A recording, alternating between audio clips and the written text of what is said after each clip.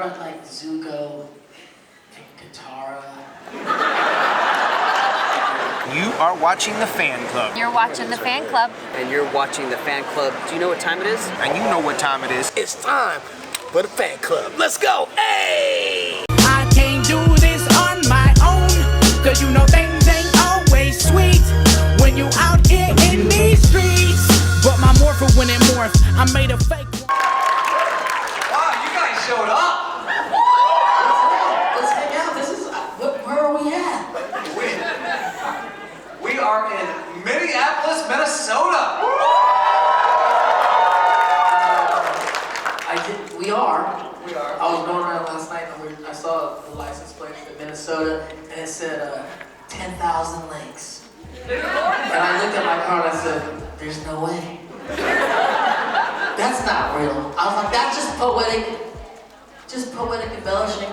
It's like, I was telling some people in the line today, I was like, it's like saying, I have 10,000 shoes. We say that I have 10,000, I have tons of them, 10,000 pairs of pants, like I have 10,000 pairs of jeans. Minnesota is just like on one, like, we are 10,000 links. I'm like, really? Who counted them? First of all, who has ever counted to 10,000? Nobody. We have a hand over there. No one's counted 10,000. 11,121 lakes in Minnesota. 11,100. We were just Who counted that? And can we get a definition for lake? I don't know. See, we were backstage talking about learning languages, and now you just learned a new fact. Yeah. You learned a new fact about how many lakes are in Minnesota. I don't know about all this Northern Water Tribe news. Now, 11, does everybody have their own lake? What's going on? listen, you're not necessarily... Water isn't necessarily your thing. Not really. Well, we have a strong Navy. For some reason, the Fire Nation thought we would have a great Navy with wooden ships. And we can fire. I don't know what we're thinking. We're just that arrogant. That arrogant. We will fight waterbenders in the ocean. And we have wooden ships. What are we doing? Well, welcome to Minneapolis. Here we are, Milo. This is Milo, you guys. The professor. You didn't know he's actually, his other job is the professor. Yes, and of course, sitting to my left. Don't act like you don't do it. I do it too. Of course, you know him as Zuko, Jake Long, say it with me, Rufy. Please welcome Dante Basco.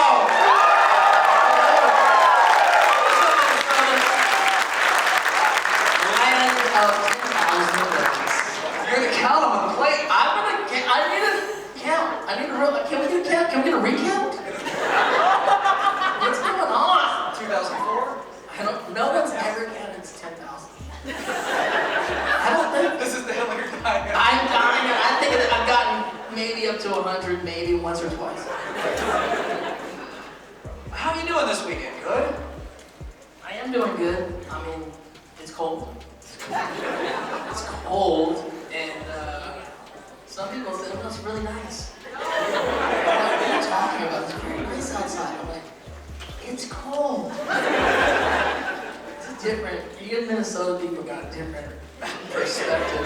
Northern Water Tribe has a whole different perspective on weather. Anything in the positive numbers here is nice, right? Yeah. 40's great, 10,000's better.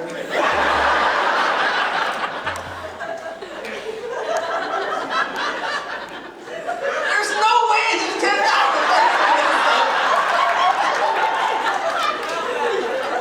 I'm done. You're gonna die on the hill? No, I'm not gonna die on that hill. Oh man, you've had a storied career where you've been busy, but I gotta say, this past year, you have been extremely busy. Yeah, it's been busy. It's crazy. Even the past couple months, you just got married? I just got married.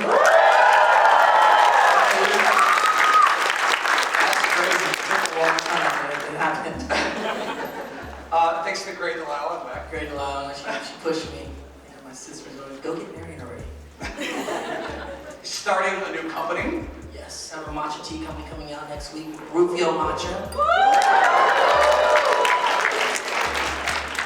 How did that come about? I love matcha tea. In reality, I do love tea. I mean, I love coffee, and then we were trying to replace coffee with some tea. Me and my wife got into matcha, and then we had this great opportunity to bring this really beautiful ceremonial grade matcha to the States, and we're like, that's wonderful. And then the connection of like, oh, Zuko has a tea shop. That's cool. And then we're doing a collab. If you guys were in LA, I'd invite you all to this thing we're doing in LA. Doing a collab with a company called Phil's Bake Shop and his Mochi Donuts, and then we're turning their bake shop into the Jasmine Dragon. And then all the homies from the Avatar family are coming out over 2 weekends to like do some signings and some meet and greets and eat Mochi Donuts, Fire Nation Mochi Donuts, and drink Rufio tea. First day's being on viral, pouring tea for people. And recently you had your directorial debut. Yes. Yeah. I wrote and directed a film called The Fabulous Filipino Brothers. It premiered at South by Southwest Film Festival during COVID, and now it's on Hulu for people to watch. I've been an actor for like 38 years, which is older than like it's weird everybody here. When you say it, I was like, I've been an actor for 38 years. I'm like 90% of the people are younger than 38. And then through acting for so many decades, I've also been able to have the great fortune to be able to write films and theater and plays, and then produce plays and theater and movies, and then now direct. So how did that come about? How did the Fabulous Filipino Brothers project come about? Which not only is it a movie, but you have a podcast with it as well. What was the inspiration behind the project to begin with? Well, the movie, for people that haven't seen it, it's like these stars me and my real brothers, Derek, Darian, Dionisio, who are all amazing actors in their own right, and we've been on actors for so long. But then I wrote this film, and I really created this project for us and wrote it with my brothers, and it's all based on stories from my family. So it's kind of like my big fat Greek wedding, Filipino style. But it kind of meets like a version of like Pulp Fiction, but not like the violence of Pulp Fiction, but the calamity of Pulp Fiction. Because it's a movie, vignettes of a story told out of order, all surrounding the Filipino wedding. That's fantastic. Yeah, I love it. So when you're directing, but also starring, acting in it, It's hard. Yeah, you're like, that performance was great. Do that again. It's hard, but I've been acting for so long, and they're such great actors, and you're watching. It is hard to direct yourself because there's a lot going on as a director that you have to do. But luckily, I have amazing brothers that are there by my side the whole way to kind of like keep an eye on what's going on with me. You see yourself diving into that realm again? Yeah, I have a few films that I'm connected to direct coming up, and so we'll see what kind of gets off the ground. Ooh. Yeah, we'll see that. Yeah, pay attention to those social medias. Yeah. For those who may not know, you're both you're an avid reader as well as an avid movie watcher. To which, again, you're not stopping with one podcast, and you got the Monday Cinema Club. Monday Cinema Club, yeah, which is great. I did it with my wife before we got married. We were watching a lot of movies during COVID. It actually happened during COVID. We did this thing called Monday Cinema Club, which is kind of like a book club, but it's a movie club that we watch every week. And it started because we were writing a movie together, and she's from China, and so there's a lot of movies that she did not watch because she was from another country, and a lot of movies I haven't seen from Asia, and we would be talking about these films, and we started watching these movies, and during COVID, we were like, let's just do some like IG lives, and then it became this thing that every week we'd like say, we're gonna watch this movie, and then a bunch of people would watch it with us, and then we would just go live and bring people in and talk about the film. And it's been really cool to create a community through one of the things we love, which is cinema. I absolutely love that. Again, you have so much going on. How do you find that time to balance, work life with home life, but your home life kind of does blend into that work life? Yeah, I think ultimately we're artists, you know, and I love coming to Comic-Cons because it's like our people, it's like we're creatives, whether you're working for a living or not. Yes, cosplay, right? It's what we do, that's how we live our life. It's not necessarily a job, it's a lifestyle and how we gotta create your life. And so I'm lucky to find a partner that kind of is on the journey with me. And so at the same time, it's not as much work, where that's what we do. We watch movies, we make movies, we want to talk about it. It kind of keeps the creativity rolling. And so I see that with a lot of people here. It's like, you know, it's not a job. It's like this is life. This is how we live. I want to double down on that. You're talking about, hey, coming to these conventions. How has coming to conventions, something that, you know, maybe definitely wasn't around when you first started, how has that changed your life, both professionally and personally?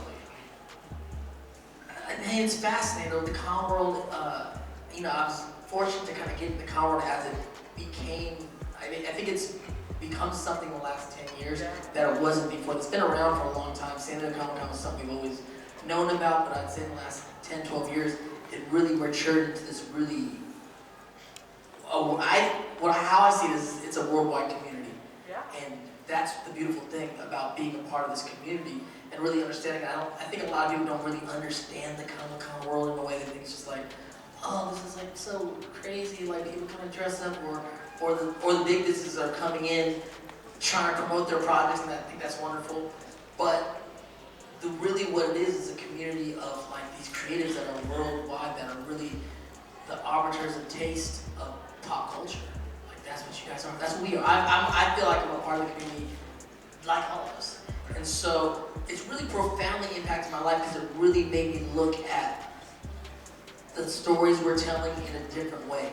As a creative, you are telling these stories, but when you're actually engaging with the audience, like in person, online, and you're having this ongoing conversation about the things you're creating, the things that other people are creating, what's inspiring them, why it inspires them. If you start thinking about it on the artistic side, it really shapes how you're telling your future stories. I love it. So we do have a microphone right here, so if you do have questions, please go ahead and line up. Before we get to those questions, I do have one more, oh man, I was pushing, shoving, fighting, elbow. So I do have one more question that I want to get your take on this, and because I think it's very important for you, for your family, for your friends, for your community, and that is Asian Persuasion, the movie. Can you talk about having an all-Asian cast and what that means for Hollywood? Yeah, it's very cool. I remember a new film called Asian Persuasion that just premiered in New York. I'm going into the Philippines next month to do a tour in Asia about it. And it's a full Asian cast. It's really fascinating because, we're, you know, for Asian Americans, I've been in the game for a long time, but as Asians in Hollywood, this is the highest profile Asians have been in Hollywood, in the history of Hollywood, which is crazy. I mean, the Crazy Rich Asian film is like the kind of big thing that happened. Now all these amazing things are happening, like Chung Lee, you know, Simu doing his thing with Marvel, and so many other Asian films coming, Aquafina, artists that are coming. And so being a part of that rise, and also my career leading up to some of these things, it's very important because it's just representation. We're living in a new time and a new world. The world has changed, and seeing how the world really looks and how it really feels, telling the stories and having true representation is very important. And like people don't always realize, like, oh, what's representation mean? You know, and I go, I felt it earlier, like when I did Rufio, right? Shout out to Rufio. And a lot, growing up, especially that generation, I'd get stopped and they go, hey man, you were the first cool Asian I ever saw on film and television, ever, right? I'm like, that's crazy, that's very cool. And then they're like, so I'll see like a couple, like a mixed couple, and it'd be like an Asian guy and like a black girl or a white girl, and it'd be like, hey, and growing up, like my girl, she had a crush on Rufio. And I know for a fact that you are one of the reasons why she's dating me. And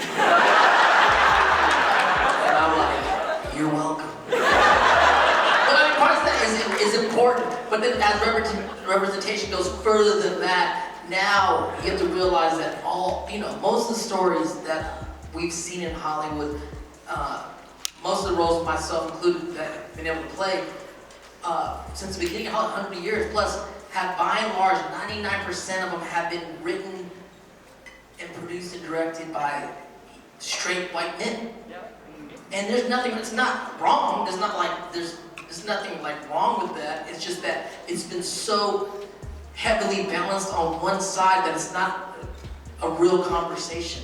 A real conversation is representation of other races, other sexes, other sexual genders and preferences, writing stories about themselves, and also directing those and having these stories cast in a way where we can actually have a conversation, an artistic conversation. So I think the beautiful thing in the future is not taking away white straight males. It's not that, it's just balancing the stories better, so we can have a better conversation.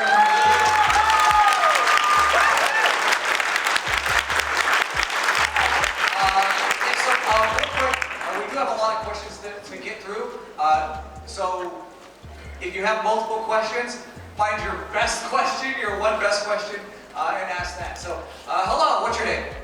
Nathan Gottschalk. I've been a huge fan of Dante Basco since American Dragon Jake Long first premiere. Thank you. So, how did you ever go on YouTube? Do I ever go on YouTube? I do have a YouTube channel. I haven't posted in a while, but I need to get back to it, for sure. What's crazy, it's probably been like almost 2 years since I posted, but what's crazy is it's grown like 50% in that time. So I'm like, I need to get back to YouTube. The thing is, new platforms keep coming out, and like I'm like everyone else, like, oh well, let's see what's going on TikTok, let's see what's going on Instagram, like, and so it kind of keeps moving down the field. But YouTube is still very, very prominent. I'm asking because there was a death battle video between American Dragon Jake Long and Danny Phantom. Oh, did I win or lose? You lose. Sorry. Danny Phantom's OP, Danny Phantom's OP. Don't worry, in my story, that's not how you guys meet. Okay. You meet, when he has to travel to New York. I run New York. So anything comes to happen in New York. I gotta check that out, I haven't seen that one. I did voice the death battle between Zuko and Todoroki. And I also lost. Like, those guys are really, what's going on? But don't worry, I still love American Dragon Jake Long. Thank you so much. Last question. How would, if you were to start a friend, if somebody, like me, wants to write an actual fan fiction between American Dragon and Jake Long and Danny Phantom, would you like to star in it? Man, you never know, man. Sometimes fanfics hit me up and they catch me at the right time. And I think I did one for Homestuck, and then I did a Zutara one. Every now and then they'll catch me do the damn thing. Thank you so much. Thank you so much. You're welcome, dude. Dragon up! Hello. My name is Jen. First of all, I wanted to thank you for talking about the representation in media piece. I came here last year when Phil Lamar was here, and he had a lot of great conversations around that. And hearing you talk about a different perspective was great, especially having grown up with American Dragon Jake Long and after Last Airbender. This question can go for both shows, but I think it probably will hit more on Avatar: The Last Airbender. Were there any moments where you or anybody in the cast was ad-libbing, or just kind of there was a line that was off the dome that really stuck, and it was you weren't expecting it to kind of make it into the show, but it landed really well? Avatar, no. I mean, Zuko is, for me, I was just following. I don't know what was going on with Zuko. I was like, this dude has some issues. So I was just rocking with it. Jack DeSena, though, was amazing. I would watch him improv. And then later on, when I did Korra, seeing PJ, I love those. They're both so funny in their own way. and so I'd love to watch them. Now, Jake Long, it was half improv. I think I can't wait when the strike is over, that I can go back and like watch some Jake Long episodes and talk about with the audience, because you guys are all grown up now, and so to talk about this really, I think, underappreciated show, but also a uniquely interesting show because they hired me, right? Because I'm Asian, and I was like, I actually did a pilot. The reality is I did a pilot for Disney that never made it to the show, on air. It was called The Chang Family Saves the World. And it was this cool pilot written by John Ridley, who wrote 12 Years a Slave. And he's black and his wife is Asian. He wrote this Asian pilot about this. It was essentially the Fantastic Four, actually. And it was about this Asian family. Me and my sister were in high school, and we find out that we're superheroes. And we end up having to save the world. And she has like this incredible fighting ability that I have. I end up finding out I have some like mental, we only did the pilot, so I don't know. But I had like this mental ability. I wonder if we can find it and just post it online. It's so cool. Anyway, Lauren Tom played my mom. And so the show ended up not going. And then they offered me this cartoon, which was almost American Dragon Jake Long. We didn't turn into dragons in the real life show. We just had these like superhero abilities. And then also the woman who played my mother on the TV show, Lauren Tom, played my mom on American Dragon Jake Long. However, when they casted me on the show, it was like, it's a teenager in New York. And to me, I was like, that's hip hop. Like, I'm hip hop. So I started just improving all this hip hop in the dialogue. But what's the weird thing is, this is the early aughts, right? This is 2000 some stuff. But I'm a 90s hip hop cat. So if you listen to and you watch the show, it's all 90s vernacular hip hop, which is weird.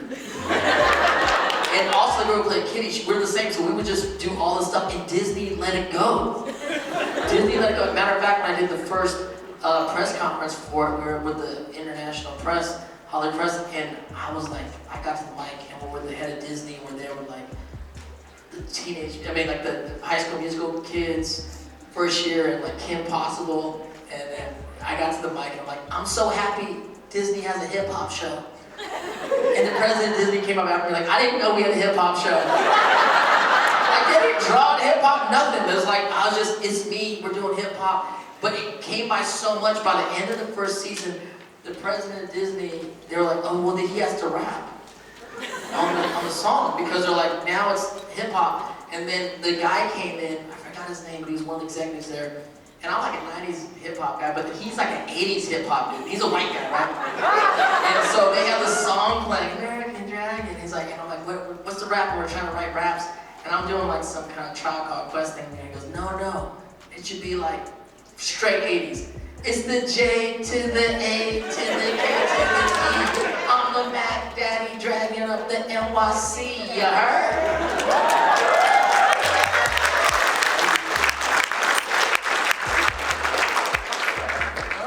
Well, that's going to be hard to follow. But I just want to say thank you for coming here, Mr. Basco. And I saw you yesterday at the Avatar panel. It was great seeing that, you and the cast being there. And I want to wish you luck with your upcoming movie. This personal question regards to, because you mentioned Hook, and that's also actually a childhood favorite of my sister's, and it's a film I enjoy watching with my family. I remember seeing even interviews of you and some of the former child stars talking about working with Robin Williams. But then I had this question in my head. I just want to ask, like, if you had a particular favorite memory of working with Robin and or with Spielberg. So many. I mean, rest in peace, Robin Williams. First and foremost, he's just a magical guy. And I would show up to the set on my days off, because I mean, you're working with Spielberg, you're working with Robin Williams, you're working with Dustin Hoffman. I mean, these guys are, they're no less than gods. You know, they're like God tier people. I tell you guys as creatives, like, if you ever have the good fortune to be in the company of greatness, you gotta show up. Just show up. I'm literally, my days off, I'm going to the set and I'm just sitting by the camera, day off, to just see Robin Williams Improv was probably, the greatest improv actor ever. You got Dustin Hoffman, who's on the Mount Rushmore of character actors in the 70s that changed Hollywood forever, became leading men, Pacino, De Niro, Nicholson. And then you got, arguably one of the greatest directors of our time, of his time, Steven Spielberg, at the height of his powers. And it's like, to be on the set to watch these guys work is like having the good fortune to be in the room and see Picasso paint a stroke, or to see Mozart conduct a symphony. Like that's what we're talking about, right?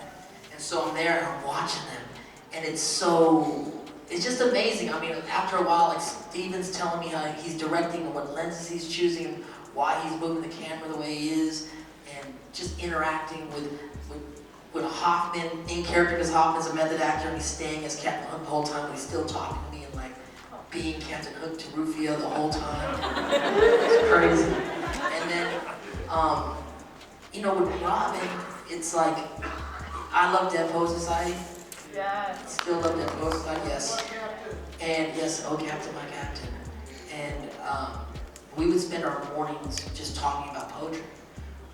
The crazy thing is, me and my brothers are all actors, and my whole crew, we're like from the neighborhood, like we're like from like the Compton area in LA, but we're like from the hood, but we created our own Dead Poet Society.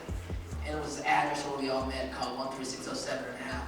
And we would write poems, and we would write rap songs, and I was telling Robin about this, and he was like, what? This is crazy. So the whole crew came to the set one day to meet him.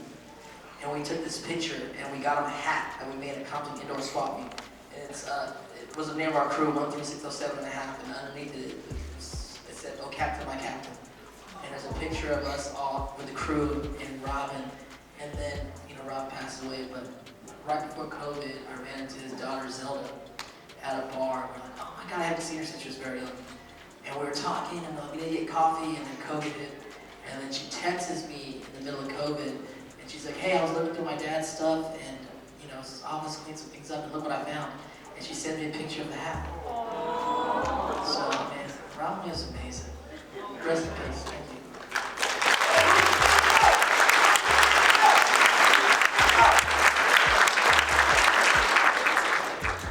Hello. Hi, Dante. Hi, Dante. I'm Dino.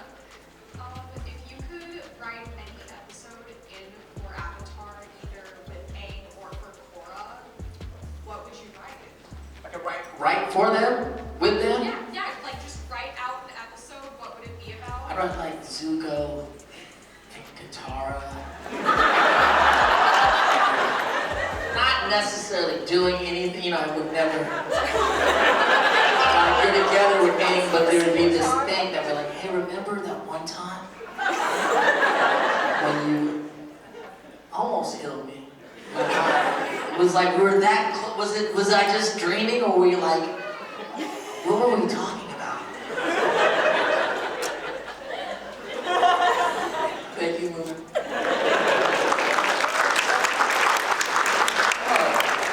You were told my first girlfriend turned into the moon. How would you respond? There's nothing else to say, but that's right.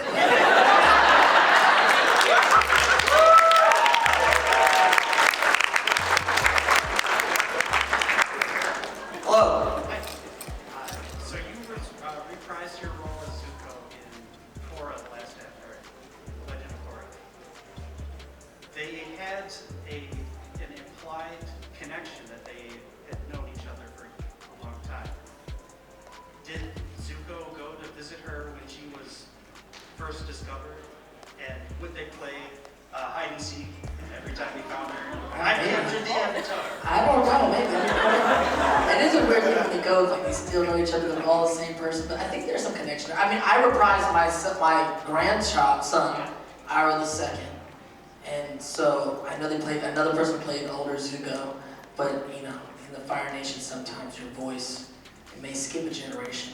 But then the grandson will sound like a grandfather. I would like to think that Zuko, Zuko and Aang share a friendship. But I love the things also when Iroh kind of got saved in front of the Aang statue, and there was the connection there. I love how Mike and Brian do that. It's really good. Right.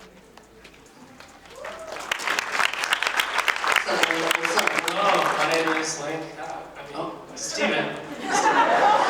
Link with a beard, yeah. Anyways, this is kind of crazy. Yesterday, I was like, okay, I'm going to meet the Avatar panel. I just want to listen to Zuko's voice. Is there anything on Spotify? Okay, look out. Dante Basco on Spotify. Okay, Fabulous Filipinos? You were just referencing this. Yeah, the Fabulous Is that Filipinos. song yours? The one that I'm doing? That's on Spotify? Yeah, we wrote that song for the movie, for the end of the movie. Oh my gosh, I loved the song. Oh, thanks. First of all, you guys all gotta listen to it. I just wanted to know. Did you pay this guy? No, I didn't. That song, so we're there, the movie's over, and we're doing the credits, and we're there with the producers, and like, we need another song. We had no more money to buy a song from another artist, and they were like, why don't you just write a new song? Because we had a band growing up, and they're like, you know, like, Men in Black have a Men in Black song. It was like a cheesy 80s, 90s film, like, let's just write a Fabulous Filipino song. I'm like, okay. And we wrote this song. It's on Spotify. Okay, so my question is, would you sing for us? I don't know if you have something that you sing with the last Sing? I don't know about singing. I'm nervous now. I don't remember singing. I'm more of a rapper than a singer. Yeah, rap song. It's a rap. You can rap that song. I can do. I don't remember the lyrics of that song, but I can do a quick poem. Oh yeah. So here's the poems. A poem called Honor for something lost or misplaced, etched into your consciousness like a scar upon your face. This honor that you chase isn't always what you thought. Matter of fact, the fact that you always had is the very reason why you stand up to prove its existence from the start. Top Bay Fun. She moves mountains, so small but so strong. Next time I go on a life-changing adventure, you're invited to come along. A poem from my friend who doesn't even bend, but he has the heart of the rest of them. And plus he always had my back. I forgot that poem. He always had my back because he's funny. And when he told me his girlfriend turned into the moon, all I could say was, that's rough, buddy. I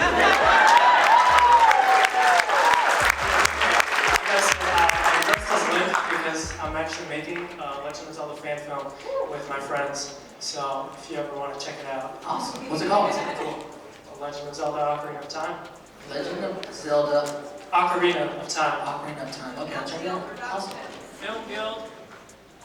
Film Guild Productions. Good productions. Good luck. Good luck on the journey. My name is Mira. I grew up watching Avatar: The Last Airbender. I remember waiting. We didn't have a cable, so we waited for the next few episodes to come out on disc, and then we rushed to Target and buy it. My dad was excited. My question is, what's your favorite scene with Zuko? I'm actually rewatching the whole show right now for the podcast, Brave the Elements. Because you don't have enough to do. Because I don't have enough to do. It's another job. I'm a podcaster now. And we're just starting book 3. We just got through the headband. We just finished Sokka's Master. Sokka and that sword. Sokka, no Zuko in that episode at all.